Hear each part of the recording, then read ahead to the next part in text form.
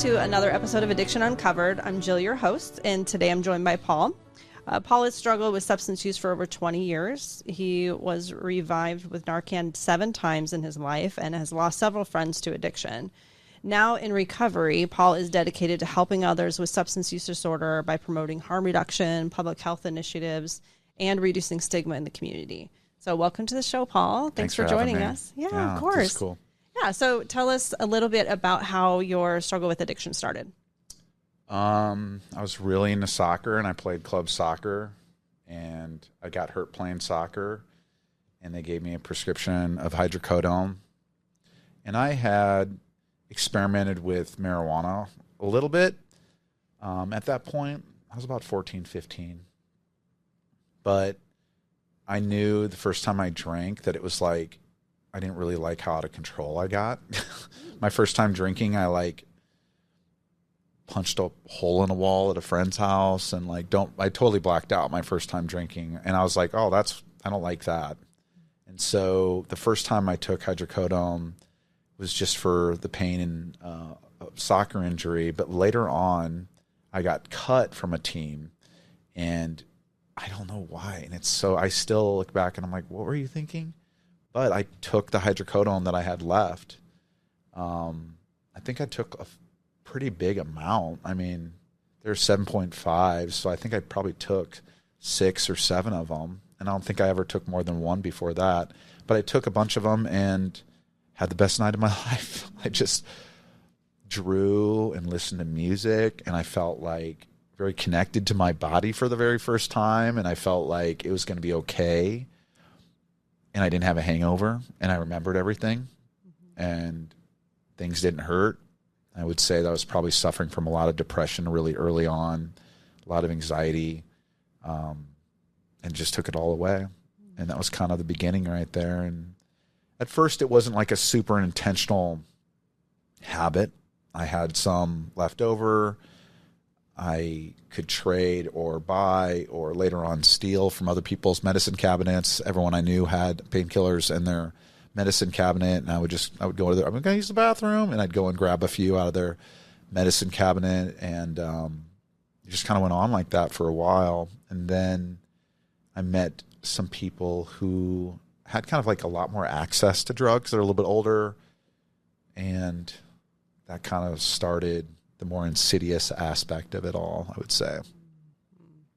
So that progressed then. It sounds like it started pretty quickly when you took I graduated high school. I was taking them weekly, monthly for a while, just whenever I had them. I never had physical withdrawals at first, my freshman or sophomore year. My junior year, the summer before junior year, I started having a little bit more access, and then I started physically getting the flu. I thought I'd get the flu all the time. I didn't think it was physical withdrawal. Then I started having a little bit more rebound anxiety my senior year when I didn't have a sufficient dose, and I don't know how much was psychosomatic or whatever, but I started taking benzos on top of the opioids at that point. But yeah, I mean, somewhat functioning, going to school, in art club, doing stuff, not sure. I think that's hard too when we feel like we're doing things. We're still doing things, right? So we're still doing life. We're adulting. We're working, or we're going to school, or we're doing the things that are expected of us to do. So if we're able to use on the side and it's not impacting it directly, we don't think this could be a problem. Right. Was that it for you too? Definitely. I had friends. I went to parties. I was always a designated driver. If I didn't have them, I would drink sometimes, and I would never remember what happened. So then I'd be scared, and then I'd do opioids to kind of pull back control, which I believe that a lot of addiction is really trying. I think it's a synthetic acceptance of a reality that we can't understand or grasp. I think that's really what it kind of always boiled down to for me, is not being able to accept how uncomfortable I was in my skin. Or to go further back, I was adopted. My parents are, you know them, they're saints. Just amazing people, and adopted me and my two brothers from different houses when we were quite young. And that adoption, we'll call it software, has haunted a lot of my addiction in a lot of ways, and always feeling like very disconnected from family that obviously loved me. Not knowing my place in the bigger scheme of things, always feeling like everyone else got the manual to like life except for me, which is like a common theme with a lot of people in recovery, as they kind of say, is like, just always felt left out, even when I was included, always felt alone, even though I was around people all the time. And I did. I graduated high school. I didn't do great, but I graduated from a preparatory high school and thought I was functioning. And I don't think I would have made it through high school if I wouldn't have had it. I think it really pushed me through some things I wouldn't have been able to handle if I wouldn't have been self-medicating at that level. Well, and I appreciate that you kind of took it back there too, because I have two adopted children from foster care. And so I think of them as, I give them this quote normal childhood where they have extended family and they have all this support. And they're doing well, kind of dabbling here and there in things as high schoolers do sometimes. But it does put people at a risk. It does. Right? It doesn't mean it automatically means people are going to be susceptible to substance use or to an addiction, but it does put them at the risk because just what you said, like this lack of place in the world or understanding, despite what the adopted parents try to do and embrace you and all that stuff, you still have that just off sense of identity, I bet. Yeah, exactly. Where and do I think that racial dysphoria is the way I would describe it. So I thought I was Mexican and Irish is kind of what I had assumed by talking to my parents. I'm not. I mean, I am, but I'm way more than that. My Ancestry.com looks like hundreds of years of pirates from the Basque region of Spain trickling around the African horn of slavery and then going into Ecuador and the Caribbean and fighting, excuse the language, fucking their way around everything, because it's literally like all the way into Mexico at that point. So now, not to jump in the deep end of this stuff, the feeling of being uneasy in one place makes a little bit of sense from a generational trauma perspective. I'm from a long line of mercenaries, basically, is kind of what you can see in my DNA. And so when I felt like I should FF or run, like it made sense. That's literally what my body has been taught over eons at this point. And I just always kind of felt like my parents wanted puppies and got wolves with us. Like we were a lot. And I think that my parents not understanding how racial dysphoria, how to have conversations around race, because part of something I'm understanding now is white privilege is just the fact that you don't have to think about race. That's it. That's the only privilege there is. Whenever I walked into a room, someone would always ask me, "What are you?" When I was a little boy, "What are you?" And I'm like, "I think Mexican." Yeah. I don't know, maybe human. Yeah. But it just like that haunted me in the conversations around different races, having conversations about my brothers and I and how my parents were either good or bad for having us. There was this big awakening that happened when I was 10, though. There was this movement to put more black children in black homes in the early 90s, and when my brother Jacob was adopted. And it was literally called Black Homes for Black Children. And my parents were on the news for it. And I remember being on the news with Carol Schrader with them and having this moment with being like, oh, this is a threat. Like this little family that we have, this isn't normal. This isn't okay. And I felt an incredible level of like distance from the whole event. Like I shouldn't be here. I don't deserve to be here. Like a lot of unworthiness stuff came up for the first time. And I didn't have the language skills or the emotional dialectics to even bring this up to my parents at all. I just sat with it. But when I would bring up stuff with race or about stuff, often what would happen is my parents' own discomfort over race would then turn to me, would make me feel turned off about wanting to bring it up. Right. Didn't seem safe or comfortable for anybody. Right. And they're literally saints. And I'm not even joking when I say that. They're saints. But they didn't have the experience. And without that experience, there's an inherent bias. There's discomfort around the conversation. And it just ate at me from the inside out, from 10 up. Well, which makes sense. I mean, we're jumping ahead, but it makes sense in the work that you do and your dedication to raising awareness around this issue specifically of addiction and how we need to change how we view it in the community. And what creates those vulnerabilities? What creates the vulnerabilities? What creates a person who doesn't feel that they can invest in their community or their community can't invest in them? There's the proverb that a child that doesn't feel the warmth of his city will come back to burn it. And that always haunts me because I feel like that explains so much of my rampant addiction later on, because I don't think we choose evil. I think we mistake it for happiness. And I think that's the dark part that comes out when people are put into a system of prohibition and stigma that doesn't allow for them to have deeper conversations about what's really eating at them, like what's really going on. Right. It's more of you're doing something bad, you're doing something wrong. You're bad. You don't belong here, you're bad. You don't belong here. That's right. Yeah.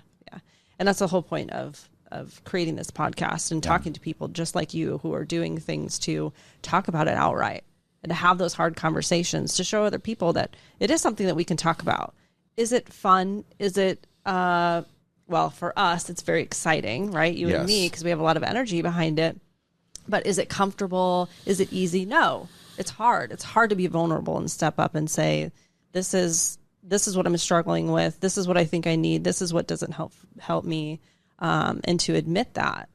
But we've got to create more spaces for it. I agree. I feel like the best thing that ever happened to me is being on Crime Stoppers, because now I'm not embarrassed to talk about anything. I feel like that exposure of sitting in jail and then bonding out and people seeing my name and my face on the news and then walking into places and people being like, that's him. It like literally burned off a section of me giving a shit about what people thought about me anymore. It was one of the greatest gifts. And at the time, it was the most painful experience I had ever had, was being on the news for a horrible incident, a horrible event, and a night where I was having the worst night of my life, and so was someone else. And I'm so grateful for that now, because I know now that, like, I don't care what people think about me. Like, I lost that. When people get so wrapped up in that, I'm just like, wow, I remember that. And it just pervading all of everything in me, of sitting in school in 6th grade and just being like, I wonder what they're thinking. I bet they know what to do. And then the teacher being like, someone forgot to put their name on their assignment, Mr. Weishapl, and me being like, oh, they know. And it's like just destroyed by that. Sure. I mean, that's traumatic. Those are traumatic events that when you wind them and weave them into a person's personality, skew everything about how they see the world. Right.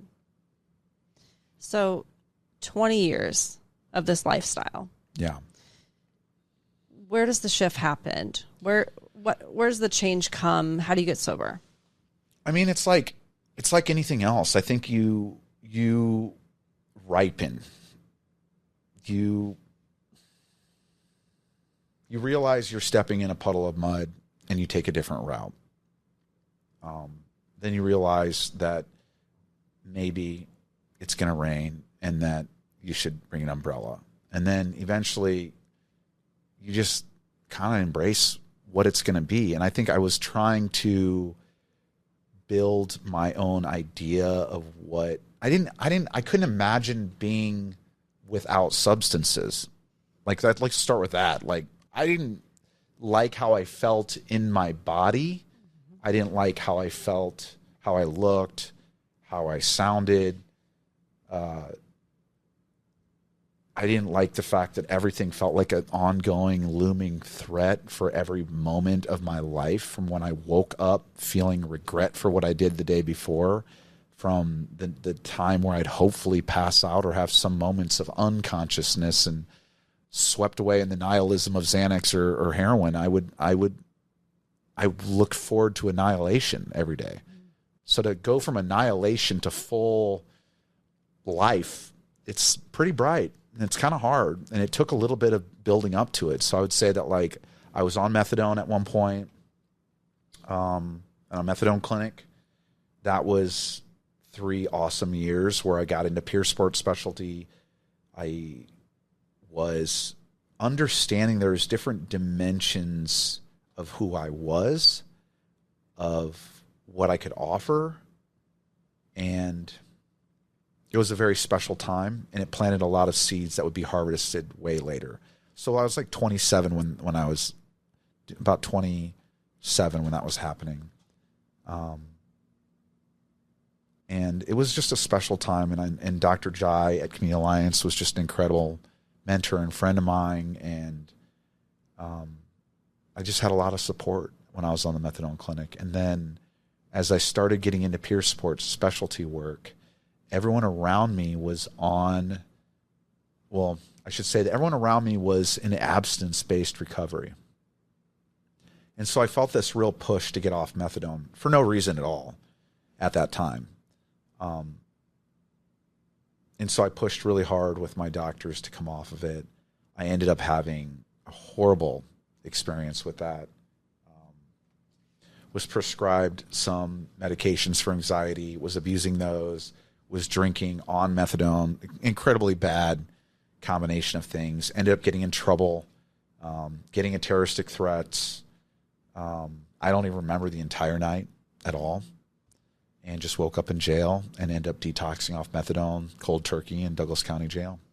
And that, what I would say, was not the seed planted of recovery, but it was such a humbling experience to go from being, I was about to be working in a hospital as a peer sports specialist. I had gotten hired.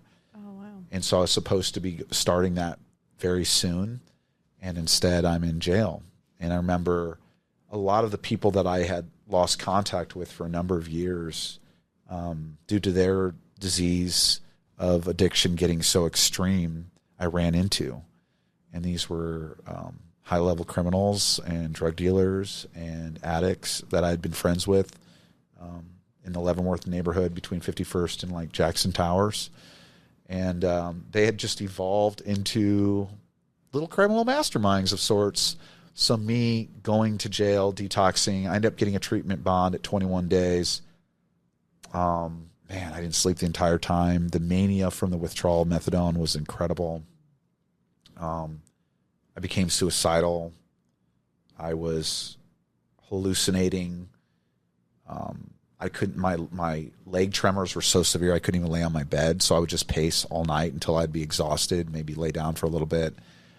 Which is really bad for a cellmate. They usually frown upon walking all night. So then I would get in fist fights with them, get kicked out, get put in protective, not protective custody, but I'd get put in the medical mod for having disturbances and stuff. And just a horrible, horrible psychotic experience of coming off methadone. And I was on a pretty high dose in the 300 range. And so it was really humbling, and then placed me back with the people I had been apart from for about 3 years or so. And it was like instantly I had all those connects again. And they were higher level and the prices were better, you know? And so here I was about to start a job with the humiliation of not getting that job because I was in jail and facing a felony now. I just went on a rampage for a number of years and racked up 4 more felonies and ended up spending a significant portion of my 30s incarcerated. Probably it's kind of on the installment plan. So I'm going to be in for 3 months, out for 3 months, in for 8 months, out for a year, in for a year, out for, for about 10 years. It was like that. And while I was in there, good things did happen too. Like, you do have life incarcerated. And there was some strange freedom that was reignited in a different kind of way that I never expected. One of my friends was facing a federal indictment, and he was in Douglas County Jail. Really, really brilliant LSD cook. And he I had gotten into a fight, and I was in lockdown, but on a mod where there was general population, and he slid a book by Pema Chodron, When Things Fall Apart, under my door. And it literally changed my life from that point on. I copied the book by hand in my legal paperwork because I was afraid of losing the book.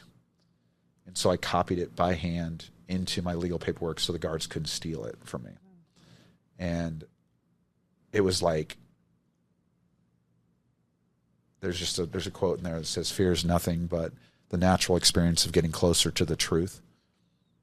And I just remember like having so much fear over what I was going to get sentenced to and this situation and that, and the paranoia that I was ramping up to, that, you know, I read the book again, and I read the book again, but then she suggests meditating, and I'm like, I couldn't even sit still. Right. I couldn't even sit still. So it was like 1 minute at a time. I could sit still for 1 minute at a time, 2 minutes at a time, and I built my time up.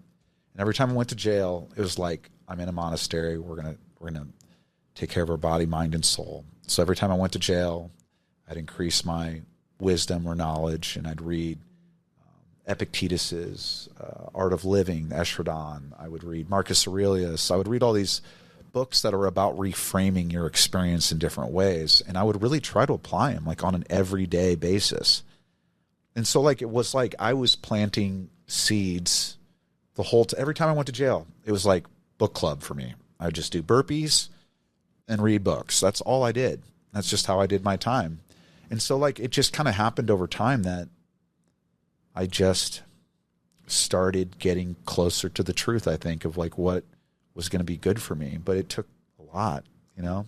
And a lot of effort too. You know, we think about going into jail or prison. We don't look at that as treatment, right? In the traditional sense that we look at in comparison to a recovery setting or treatment center or something like that. Yeah. But it's what you do with that time. Exactly. And what you did is you pulled all the resources you could get your hands on and then wrote it all down just so in case you lost it. Yeah. So it's that intention. It's really giving that dedication to yourself and looking at how can I do this differently? Even if that meant going back to jail however many times it was, didn't mean that it all 76 times. 76. I have 76 entries into Douglas County Jail. That's a lot of in and out and a lot of chaos, and a lot of disruption for your life for a long time. Yeah. A lot of starting over with nothing. A lot of getting in really deep right when I get out again and being like, how did this happen? There's this really amazing book by a Zen master, and it's called The Ongoing Lesson of the Depth of My Own Ineptitude. And I would say that's kind of how I got sober, is just continuously learning how little I knew about what I thought I knew, and that being scrapped even further and further to the point where it was like, someone tell me what to do. Mm-hmm. And that's when it started to kind of get better right there. Mm-hmm. So one of my attempts at sobriety, I'd met a guy in recovery. He took me to a meditation community, which I was like, what? I meditate. There's other ones of us. I belong here. Yeah, I belong here. And I'll never forget this. It was like a pivotal moment in my life. I went into this meditation area at a yoga studio here in Omaha. And it's like 20 minutes of meditation. I'd never done 20 minutes of meditation. I was like losing my mind. I'm like, how do I sit? Like, I was like, this is so long. And they're like, all right, 20 minutes. And like, it was the hardest 20 minutes of my life. I'd probably done 10 minutes at best at that time. Never 20. And it was just like mind-blowingly hard, but I loved every second of it. And I felt so much better when I opened my eyes. But my first time there, I opened my eyes and everyone's sitting in there, the circle on their cushions. And this guy who wasn't there when we started is sitting there. And he goes, I took too much acid and I just called the cops on myself and they're on the way. And then he got up and was like, I'm sorry to disturb you guys. And one of the meditators looked at him and goes, I get it. We're all just trying to figure it out. There was no judgment in that room. Not even like a micro trauma glance that would throw off any kind of judgment. Like they were just like, yeah, we get it, dude. Do you, bro? And I was like, these are my people. These are my people right here. I have found my people. And I just kept going back, and 20 minutes was so hard. And guess what? There's 10 minutes of walking and then another 20 minutes. And it was hard. Yeah, does it get easier? Yeah, I meditate for an hour every day now. And it's not hard, but it took a long time. So in that mix, I met another guy in recovery from that group, and I asked him what he did. And he told me he goes to meetings and stuff like that. And so I didn't have a car. I was selling cars, but I didn't have a car. And so he'd pick me up, take me to meetings. He never tried to push anything on me. You know, I just knew he liked meditation. I knew he was a little anti-authoritarian. I was like, I like that a lot. I knew that he changed the words in prayers so that didn't upset him, which I really loved about that, because I grew up Catholic and didn't know you could change the words in prayers. Right. He just seemed like a good person and like wasn't trying to get anything from me. It was the first time I'd ever met anyone like that in a real long time, other than my family, maybe. Yeah. And I had a bunch more relapses. I'm going, having an overdose, going back to jail. And one day I get a visit from him. And I'm like, hi, I don't get visitors. This is cool, you know? And yeah, he sent me some books and he visited me, you know, not a lot, but a little bit until I got out for treatment. And then, you know, I had one more treatment after that. But basically in this end stage, every one of my returns to use were so short and so weird. Like, it was just so weird. Like, it was just like, this isn't even doing what it used to do. I'm uncomfortable. And so I guess I kind of jumped ahead a little bit. So when I was in prison, something really special happened to me that colors everything from that point on. I was at was then called D&E, which is the evaluation center before you go to prison.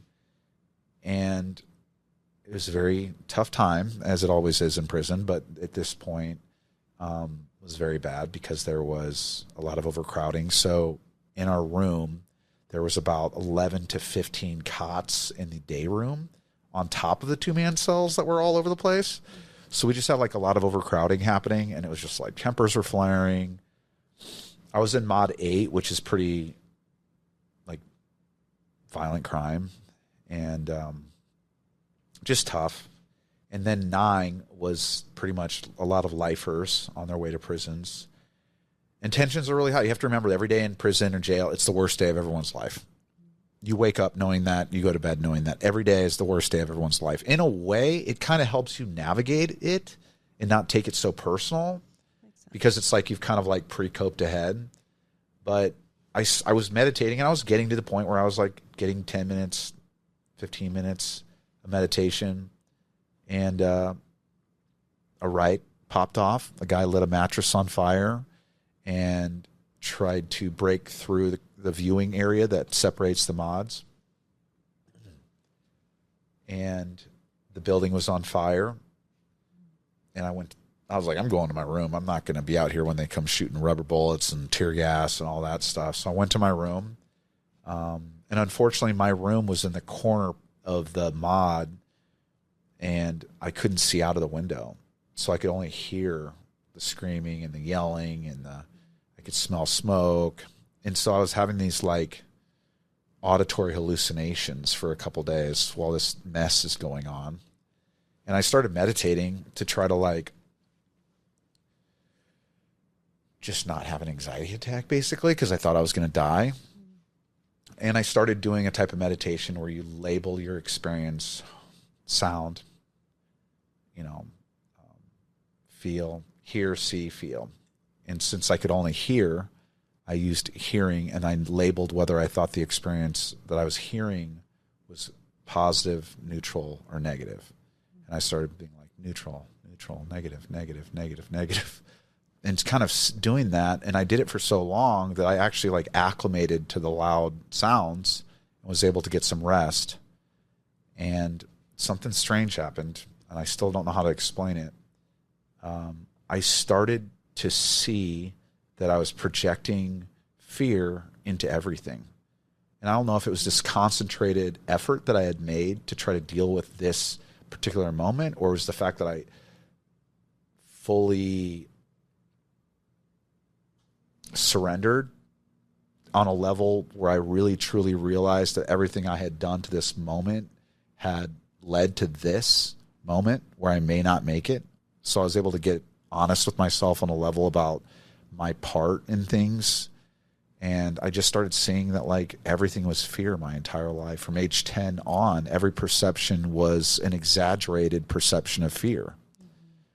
And when they let me out of the room a few days later for like limited day room time, I went over to this big window, and outside the window in the day room, huge picture window, like that really, there's the prison yard, and then outside the prison yard is the barbed wire fence, and outside the barbed wire fence is 3 pine trees. And in one of the pine trees was a red-tailed hawk. And I looked up this red-tailed hawk, and I'm just kind of like, it's like watching Animal Planet live. I've been in my room for so long. And the hawk dives in the prison yard and grabs a bunny right in front of me. And I just had this explosive energy pour out of my heart where I like felt a level of real forgiveness and understanding for who I was when I was a little kid, making these choices to adapt to an environment that didn't feel like right to me.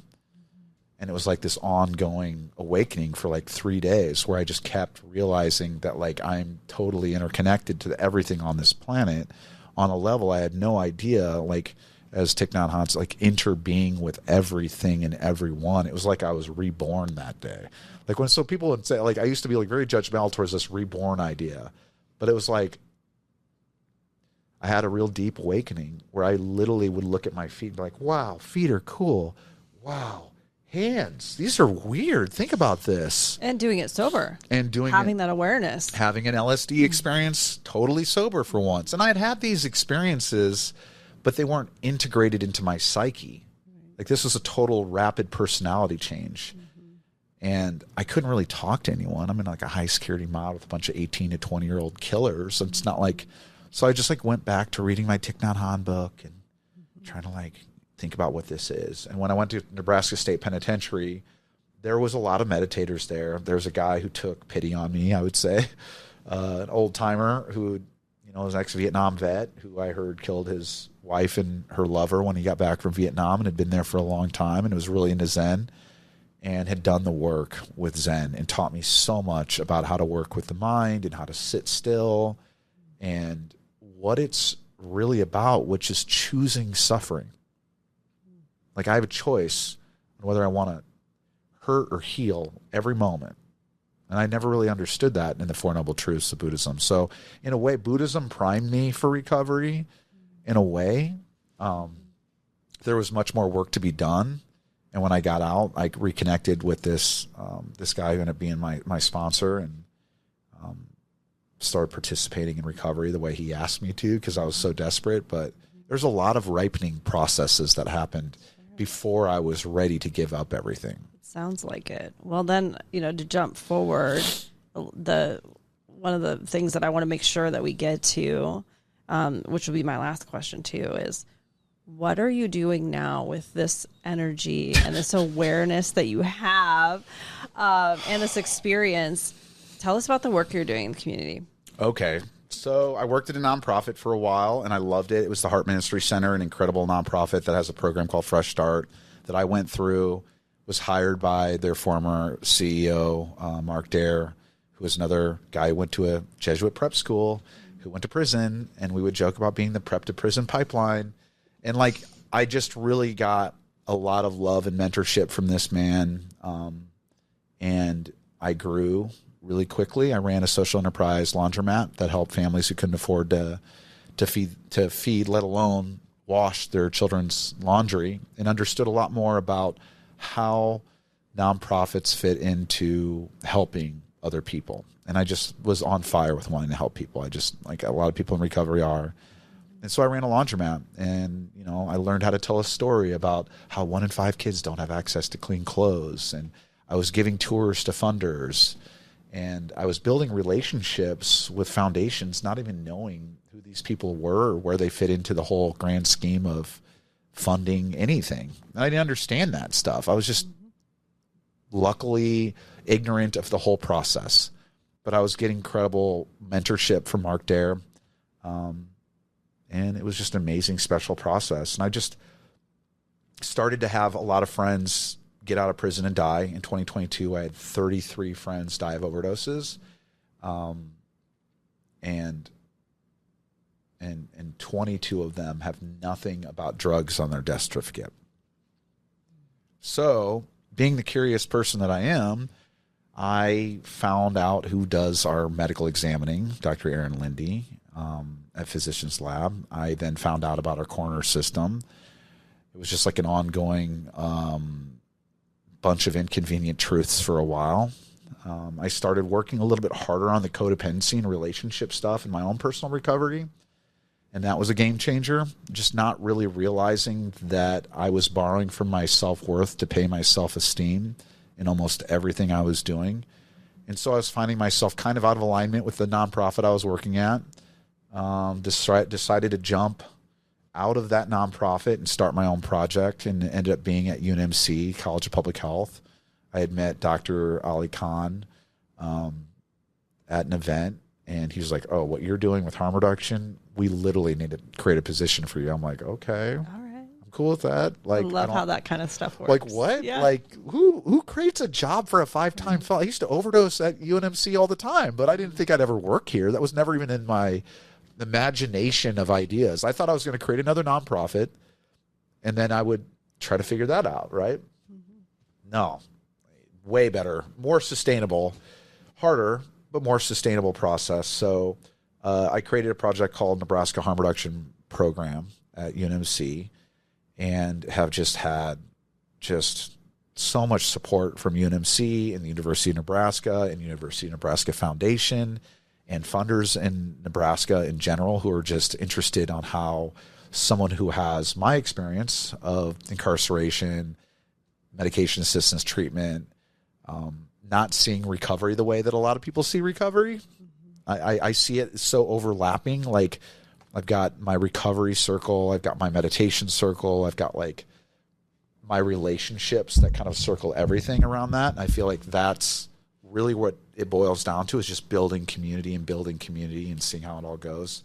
So within that project, there is the education wing, which is called Drug SOS, which I encourage you to take.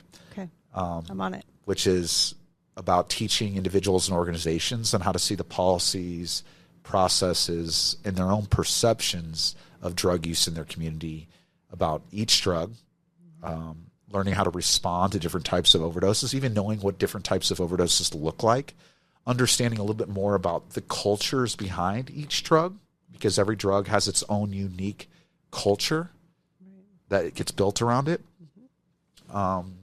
Understanding how things are changing in the illicit drug trade at this point, understanding Telegram, understanding Ethereum, understanding, like, as parents and individuals in the community, like, how to be a little more savvy about conversations around drugs and talk about it from a perspective of curiosity and not criticism. And so that's like it also works on compassion fatigue and burnout, because it puts more realism to the difficulty of the system pushing down on the individual. And it's a huge system pushing down on an individual. So often what I hear is that people can't understand how an individual can't find all these great resources. I'm like, well, let me tell you why. Yeah. Which is how our conversation kind of started. Right. Yeah. And then I have a new project called Project Lifeline, which is really teaching those organizations and showing those organizations and supporting those organizations on how to close those gaps for people leaving jail who are 129 times more likely to die of an overdose, homeless populations who are 9 times more likely to die of an overdose, people leaving acute psychiatric care in emergency rooms, which are much, much more vulnerable than the general population. So those are my 2 big projects within UNMC. I'm kind of hiring a team right now, doing a lot of talking about my project and a lot of planning, but just kind of learning how to build a more sustainable project so I don't get burned out again. Right. Because you have a lot of energy behind all of this work that you're doing. So making sure that you're you're saving it for what you need and giving it out where you need to. It's hard. It's a hard thing to balance. My mask first, my oxygen mask first. So I go to a meeting every day, whether it's a codependency meeting or a recovery meeting. I try to keep a schedule open for going to the gym, spending time with my family. I don't try to back-to-back stuff. Today has been bad, but I'm pretty good about time blocking at 2 hours. Whether the event's 1 hour or 20 minutes, I try to block everything into 2 hour bits so I have time to work on the computer and not feel overwhelmed bouncing from thing to thing to thing. That's a really good idea. Yeah, like it's that. amazing. Stealing that one too. You should. It's great. We all need about 20 minutes to stare at a wall sometimes. That's right. Exactly. Well, I appreciate so much all the work that you're doing in these projects, and I'm just guessing that you and I are going to be working together on some of these to support each other, which I think is awesome.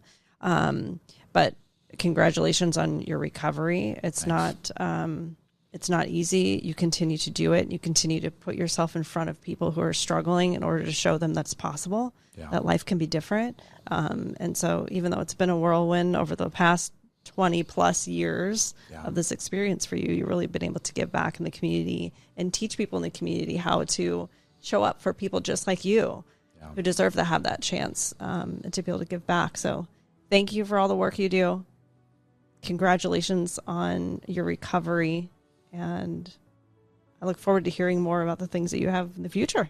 Yeah, well, I'm sure you will. And thank you for doing this and just putting a platform for people understanding the very strange, non-linear experience of recovery and how we all can support other people's recovery in general. So, thank you. Thank you.